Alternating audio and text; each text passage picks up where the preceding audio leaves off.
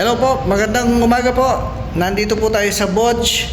I-update ko lang po kayo regarding sa ating bagong SR150 GT.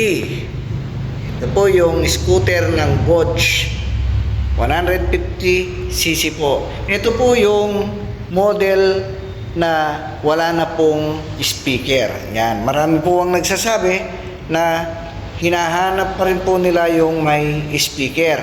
So ito po, wala na po siyang speaker. Yun lang po yung pinagbago niya. Tapos mamaya po, ipapakita ko po sa inyo yung kanyang panel. Yun po yung bali nagbago. Yan. Maliban po doon, wala na pong nagbago. Dati po black, tapos ngayon meron na po siyang white na variants. Yan. Ito po. Ganon din po siya. Mayroon po siyang ABS, harap likod po yan. Tapos meron po siyang traction control. Yan, mamaya po titingnan natin yung kanyang panel. Tapos, ganon pa rin po ito. Yan, hindi na po siya binubuksan. Tapos, ayan po yung USB niya. Tapos, may ready po siya na butas dito para diyan po ilulusot ang wire ng inyong charger. Yan. Ngayon po, titingnan po natin ang kanyang panel.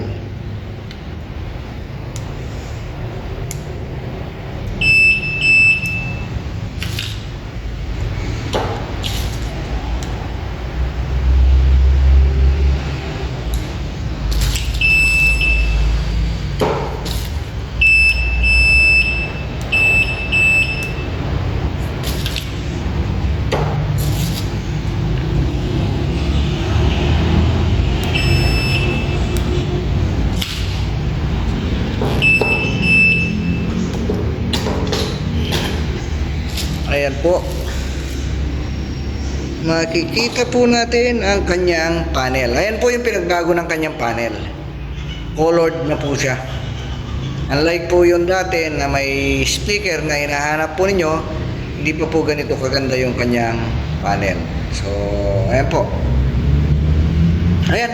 May ipakita ko lang po sa inyo yung bago ngayon na SRGT 150. Okay, hanggang sa muli po. Sa presyo pa rin po na 124,200.